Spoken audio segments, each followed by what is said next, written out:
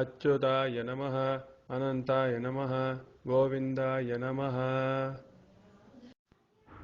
केशव नारायण माधव गोविंद विष्णु मधुसूदन त्रिविक्रम वामन श्रीधर ऋषिकेश पद्मनाभ दामोदर। शुक्लांबरधरं विष्णुं शशिवर्णं चतुर्भुजं प्रसन्नवदनं ध्यायेत् सर्वविघ्नोपशान्तये। ओं भूः ओं भुवः ओं सुवः ओं महः ओं जनः ओं तपः ओं सत्यम् ओं तत्सवितुर्वरेण्यं भर्गो देवस्य धीमहि धियो यो न प्रचोदयात्। ओमाभो ज्योतिरसोमृतं ब्रह्मभूर्भुवस्सुवरोम्। नमोवात समस्त दुरितक्षयद्वारा श्री परमेश्वर प्रीत्यर्थम माध्याह्निकं करिष्ये। ओं श्री केशवाय नमः। ओं आपोहिष्ठामयो भुवः दानवोर्जे दधातन महेरनाय चक्षसे यो वः शिवतमो रसः तस्य भाजयते कनक उशतीरिव मातरः तस्मा अरङ्गमामवः यस्य क्षयाय जिन्वथ आपो जनयथा शनः। ॐ भूर्भुवः सुवः आपः पुनन्तु पृथिवीं पृथिवी भूता पुनातु मां पुनन्तु ब्रह्मणस्पतिर्ब्रह्म भूता पुनातु मां यदुच्छिष्टमाभोज्यं यद्वादुश्चरितं मम सर्वं पुनन्तु मामापो सदाञ्च प्रतिग्रहं स्वाहा। ओम अच्युताय नमः अनंताय नमः गोविंदाय नमः। केशव नारायण माधव गोविंद विष्णु मधुसूदन त्रिविक्रम वामन श्रीधर ऋषिकेश पद्मनाभ दामोदर। दधिक्रावण्णो अकार्षं जिष्णोरस्वस्य वाजिनः सुरभिनो मुखाकरत् प्रण आयोगं शितार्षत्। आपो हिष्ठामयो भुवः तान ऊर्जे दधातन महेरणाय चक्षसे यो वः शिवतमो रसः तस्य भाजयते घनः उशतीरिव मातरः तस्मा अरङ्कमामवः यस्य क्षयाय जिन्वथ आपो जनयथा जनः। ॐ भूर्भुवः सुवः ॐ भूः ॐ भुवः ॐ सुवः ॐ महः ॐ जनः ॐ तपः ॐ सत्यम् ॐ तत्सवितुर्वरेण्यं भर्गो देवस्य धीमहि धियो यो न प्रचोदयात्। ओमाभो ज्योतिरसोमृतं ब्रह्मभूर्भुवस्सुवरोम्। ॐ भूर्भुवः सुवः ॐ तत्सवितुर्वरेण्यं भर्गो देवस्य धीमहि धियो यो न प्रचोदयात्। ॐ भूः ॐ भुवः ॐ सुवः ॐ महः ॐ जनः ॐ तपः ॐ सत्यम् ॐ तत्सवितुर्वरेण्यं भर्गो देवस्य धीमहि धियो यो न प्रचोदयात्। ओमाभो ज्योतिरसोमृतं ब्रह्मभूर्भुवस्सुवरोम्। नमोवात समस्त दुरितक्षयद्वारा श्री परमेश्वर प्रीत्यर्थम माध्याह्निकं कालातीत प्रायश्चित्तार्थम अर्घ्यप्रदानं करिष्ये। ओं भूर्भुवः सुवः असावादित्यो ब्रह्म ब्रह्मैवाहमस्मि। ओं अच्युताय नमः अनंताय नमः गोविंदाय नमः। केशव नारायण माधव गोविंद विष्णु मधुसूदन त्रिविक्रम वामन श्रीधर ऋषिकेश पद्मनाभ दामोदर। आदित्यं तर्पयामि सोमं तर्पयामि अंगारकं तर्पयामि बुधं तर्पयामि बृहस्पतिं तर्पयामि शुक्रं दर्पयामि शनैश्वरं दर्पयामि राहुं दर्पयामि केतुं दर्पयामि केशवं दर्पयामि नारायणं दर्पयामि माधवं दर्पयामि गोविन्दं दर्पयामि विष्णुं दर्पयामि मधुसूदनं दर्पयामि त्रिविक्रमं दर्पयामि वामनं दर्पयामि श्रीधरं दर्पयामि ऋषिकेशं दर्पयामि पद्मनाभं दर्पयामि दामोदरं दर्पयामि। ॐ अच्युताय नमः अनन्ताय नमः गोविन्दाय नमः। केशव नारायण माधव गोविन्द विष्णु मधुसूदन त्रिविक्रम वामन श्रीधर ऋषिकेश पद्मनाभ दामोदर। शुक्लाम्बरधरं विष्णुं शशिवर्णं चतुर्भुजं प्रसन्नवदनं ध्यायेत् सर्वविघ्नोपशान्तये। ॐ भूः ॐ भुवः ॐ सुवः ॐ महः ॐ जनः ॐ तपः ॐ सत्यम् ॐ तत्सवितुर्वरेण्यं भर्गो देवस्य धीमहि धियो यो न प्रचोदयात्।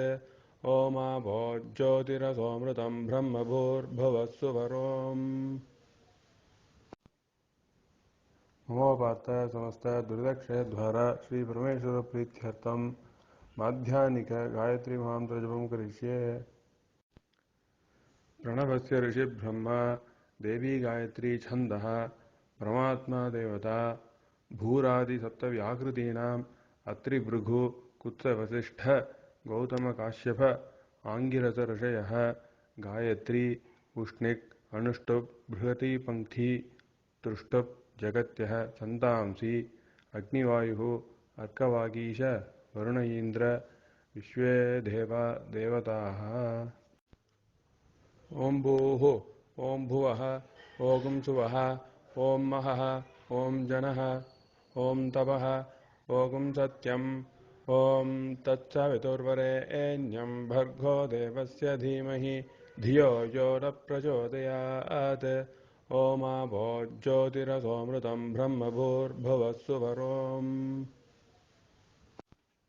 आयातु इत्यनुवाकस्य वामदेव ऋषिः अनुष्टुप् छन्दः गायत्री देवता। आयातु वरदा देवी अक्षरं ब्रह्म संहितं गायत्रीं छन्दसां मातेदं ब्रह्मजुषस्वनः। ओजोऽसि सहोऽसि बलमसि भ्राजोऽसि देवानां धामनामासि विश्वमसि विश्वायुः सर्वमसि सर्वायुः। अभिभूरों गायत्रीमावाहयामि सावित्रीमावाहयामि सरस्वतीमावाहयामि।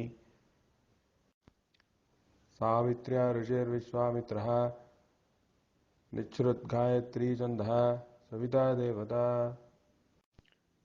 ॐ भूर्भुवस्सुवः ॐ तत्सवितुर्वरेण्यं भर्गो देवस्य धीमहि धियो यो न प्रचोदयात्।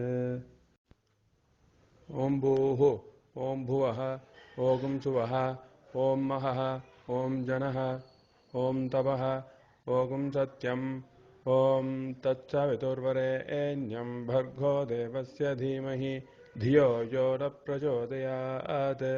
ओमाभो ज्योतिरसोमृतं ब्रह्मभूर्भुवस्सुवरोम्। माध्याह्निक उपस्थानं करिष्ये। उत्तमे शिखरे देवी भूम्यां पर्वतमूर्धनि ब्राह्मणेभ्यो हनुज्ञानं गच्छ देवी यथा सुखम्। आसत्येन रजसा वर्तमानो निवेशयन्नमृतं मर्त्यञ्च हिरण्ययेन सविता रथेना देवो याति भुवना विपश्यन्। उद्वयं तमसस्परिपश्यन्तो ज्योतिरुत्तरं देवं देवत्राः सूर्यमगन्मज्योतिरुत्तमम्। उदत्यं जातवेदसं देवं वहन्ति केतवः दृशे विश्वाय सूर्यं। चित्रं देवानामुदगादनीकं चक्षुर्मित्रस्य वरुणस्याग्नेः। आप्राद्यावा पृथिवी अन्तरिक्षकं सूर्य आत्मा जगतस्तस्थुषश्च तच्चक्षुर्देवहितं पुरस्ताच्चुक्रमुच्चरत् पश्येम शरदः शतं जीवेम शरदः शतं नन्दाम शरदः शतं मोदाम शरदः शतं भवाम शरदः शतगृशृणवाम शरदः शतं प्रभ्रवाम शरदः शतमजीतास्याम शरदः शतं ज्योत्स्यसूर्यन्दृशे य उदगान् महतोर्नवाद्बिभ्राजमानः सरिरस्य मध्यात् समावृषभो रोहिताक्षः सूर्योऽपि पश्चिन्मनसा पुनातु सन्ध्यायै नमः सावित्र्यै नमः गायत्र्यै नमः सरस्वत्यै नमः सर्वाभ्यो देवताभ्यो नमः कामोकारशीन्मन्युरकारशीत् नमो नमः अभिवादये भार्गव चावन आप्नवान और्व जामदग्न्य पंचाऋषिय प्रवरान्वितः श्रीवत्सगोत्रः आपत्संवसूत्रः यजुष्याः अध्यायी श्री शर्मा नामः अहम् अस्मि भोः प्राच्यै दिशे नमः दक्षिणाय दिशे नमः प्रतीच्यै दिशे नमः उदीच्यै दिशे नमः ऊर्ध्वाय नमः अधराय नमः अन्तरिक्षाय नमः भूम्यै नमः ब्रह्मणे नमः विष्णवे नमः मृत्यवे नमः यमाय नमः यमाय धर्मराजाय मृत्यवे चान्तकाय च वैवस्वताय कालाय सर्वभूतक्षयाय च औदुम्बराय दध्नाय नीलाय परमेष्ठिने वृकोदराय चित्राय चित्रगुप्ताय वै नमः चित्रगुप्ताय वै नमः ॐ नम इति हृदगुं सत्यं परं ब्रह्म पुरुषं कृष्णपिङ्गलम् ऊर्ध्वरेदं विरूपाक्षं विश्वरूपाय वै नमो नमः विश्वरूपाय वै नमः ॐ नम इति नमः सवित्रे जगदेकचक्षुषे जगत्प्रसूतिस्थितिनाशहेतवे त्रयीमयाय त्रिगुणात्मधारिणे विरिञ्चि नारायणशङ्करात्मने ध्येयस्तदा सवितृमण्डलमध्यवीति नारायणः सरसिजासनसन्निविष्टः केयूरवान् मकरकुण्डलवान् किरीटहारी हिरण्मयवपुर्धृतशङ्खचक्रः शङ्खचक्रगदापाणे द्वारकानिलयाच्युत गोविन्द पुण्डरीकाक्ष रक्ष मां शरणागतम् आकाशात् पतितं तोयं यथा गच्छति सागरं सर्वदेव नमस्कारः केशवं प्रति गच्छति श्रीकेशवं प्रति गच्छत्यों नम इति अभिवादये भार्गव चावन आप्नवान और्व जामदग्न्य पंचाऋषिय प्रवरान्वितः श्रीवत्सगोत्रः आपत्संवसूत्रः यजुष्याः अध्यायी श्री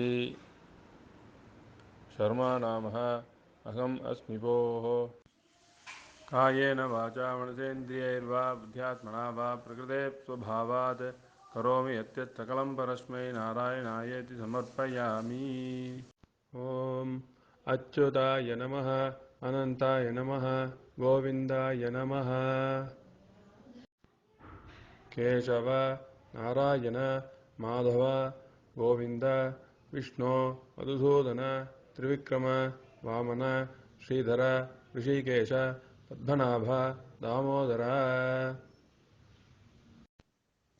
अध्यानो देवसवितः प्रजावत्साभिः सौभगं परादस्वप्नयगुं सुव विश्वानि देवसविता दुरितानि परासुव यद्भद्रं तन्म आसुव ॐ तत्सद्ब्रह्मार्पणमस्तु।